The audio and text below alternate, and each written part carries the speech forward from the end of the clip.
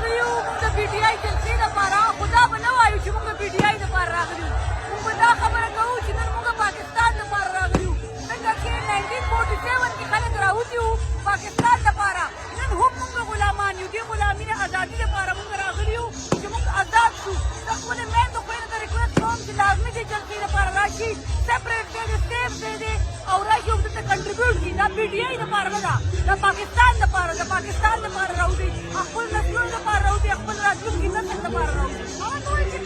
جلسې ته راغلي او هغې نه جلسې ته پیله ځل راغلي خو ډېر ښه فیل کوم اټس لایک هوم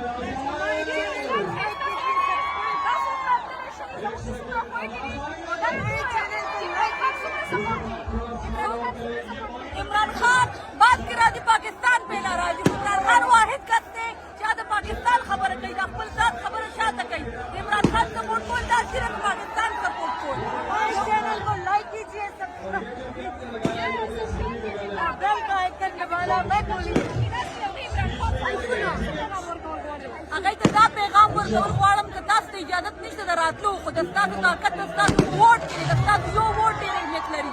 نو لازمي الیکشن دپاره ووټ وکړئ چې دوباره د الیکشن شو خپل ووټ په صحیح طور باندې کاست کړئ بلکل عمران خان تشریف لري دا جذبه دی چې دا عمران خان سپورټ کوي عمران خان به ووټ ورکړو د هغې لپاره ومنډه کوو